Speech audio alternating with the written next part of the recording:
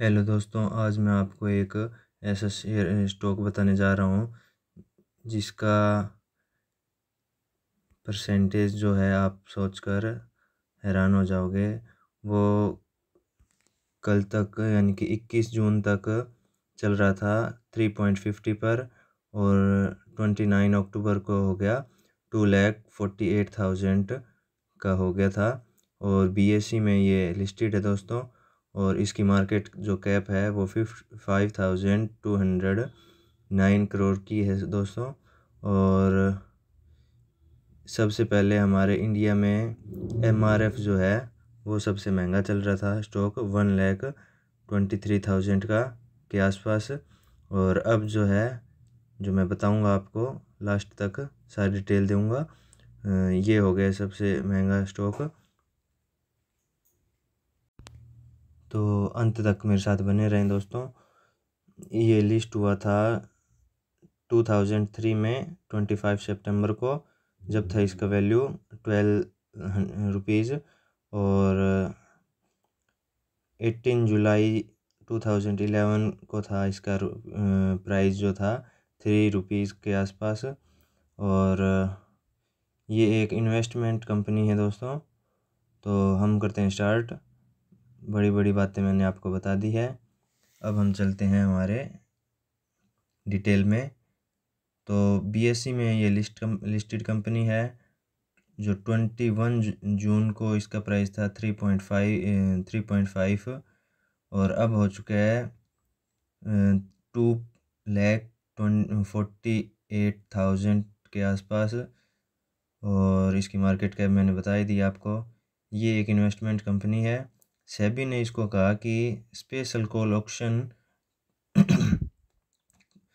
करना है आपको, और इसमें 500 ही ओनली खरीद और बेच सकते थे।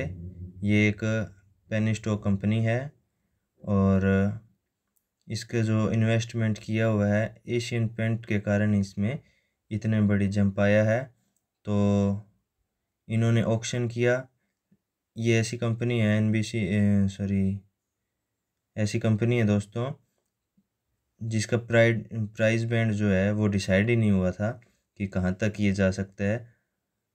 जो कंपनियां लिस्टेड होती है उनका अमूमन तो देखा जाता है कि 5%, 10%, 15 या 20% हाई जा सकता है।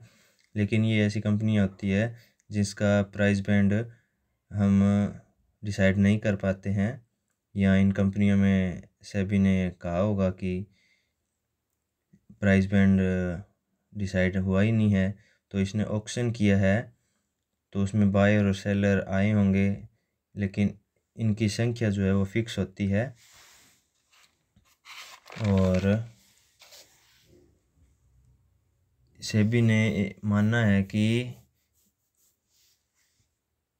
एशियन पेंट में इसका, लेकिन सेबी के अकॉर्डिंग एक निर्धारित कैलकुलेशन की थी, तो उसके अकॉर्डिंग 5 लाख के आसपास इसकी वैल्यू मानी जा रही थी।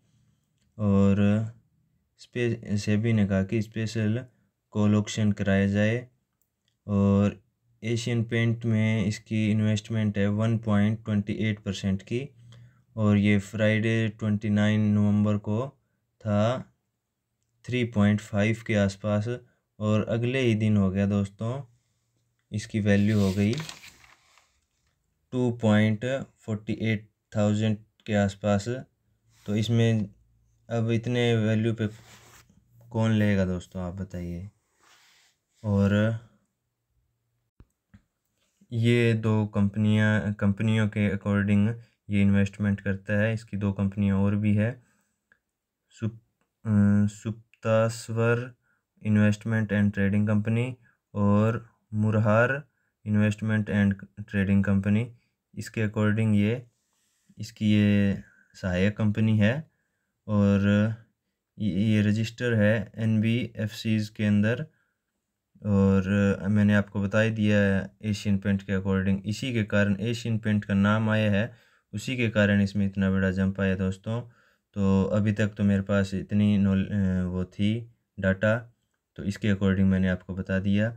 और इस कंपनी का नाम जो है वो आपको मैं रिवील कर देता हूँ दोस्तों, एलसीड इन्वेस्टमेंट, और चार्ट भी दिखा देता हूँ मैं उसका।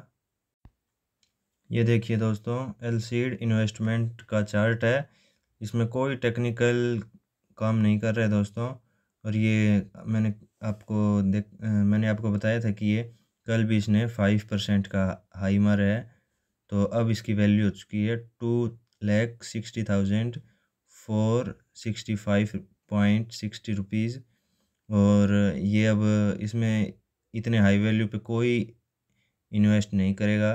तो हो सकता है ये कल आपको देखने को मिले, यानी कि मंडे को ये 5% और अप जाए। लेकिन इसमें जिस तरह से उछाल आए उसी तरह से डाउनफॉल आने के चांस है। तो इससे ऐसे शेयर से दूर रहें दोस्तों, यही मैं कहना चाहूँगा आपको। Thank you. सब्सक्राइब और बेल आइकन ज़रूर प्रेस कर दें मुझसे जुड़ने के लिए। आपको हर नॉलेज देता रहूँगा मैं दोस्तों। Thank you.